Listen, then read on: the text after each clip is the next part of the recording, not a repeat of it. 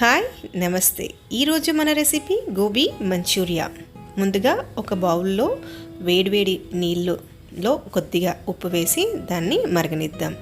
దాంట్లో నేను పొడుగా పెద్దగా ముక్కల్ని కట్ చేసి పెట్టుకున్న గోబీని ఒక 2 నిమిషాల పాటు ఉడికించి పక్కన పెట్టుకుందాం. ఇప్పుడు దీనికి మనము బ్యాటర్ ప్రిపేర్ చేసుకుందాం.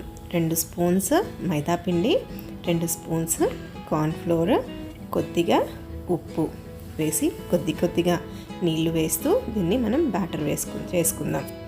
బ్యాటరు మనకి ముద్దలు కట్టొద్దంటే కొద్దిగా నీళ్ళు వేసుకొని జారుగా మనం చేసుకోవాలి. ఇందులో మనం ఉడికించి పక్కన పెట్టుకున్న కాలీఫ్లవర్ని ఇందులో డిప్ చేసి కోటింగ్ చేసి ఆయిల్లో మనం దీన్ని డీప్ ఫ్రై చేసుకోవాలి. ఇది విడివిడిగా ఒకటిగా మనం వేసుకోవాలి, లేదా అంటే అంటుకుపోతాయి. దీన్ని 2 సార్లు కనుక ఫ్రై చేసినట్లయితే మనకి చాలా క్రిస్పీగా క్రంచీగా ఫ్రై అవుతాయి. ఈ ఫ్రై అవ్వగానే తీసి పక్కన పెట్టుకొని ఒక ప్యాన్లో కొద్దిగా ఆయిల్ వేసి అందులో కట్ చేసి పెట్టుకున్న వెల్లుల్లిని వేపుకుందాం. దీంతోపాటు కొద్దిగా ఉల్లిపాయని అలానే పచ్చిమిర్చి కూడా వేపుకొని అది కొద్దిగా ఉడకగానే 1 spoon tomato sauce, 1 spoon soya sauce, 1 spoon red chilli sauce వేసి ఉడకనిద్దాం.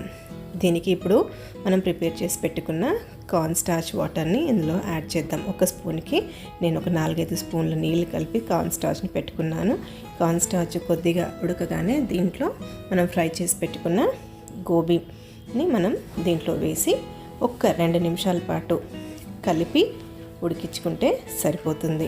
అంతే, మన గోబీ మంచూరియా రెడీ. సర్వింగ్కి ముందు పైనుంచి స్ప్రింగ్ ఆనియన్ కానీ కొత్తిమీర కానీ వేసుకొని వేడివేడిగా తిన్నట్లయితే గోబీ మంచూరియా ఆహా. మరి గోబీ మంచూరియా మీరు ట్రై చేసి మీకు ఎలా కుదిరిందో నాతో కామెంట్ చేసి చెప్పండి. నేను జయశ్రీ వనంతో మనం. నమస్తే.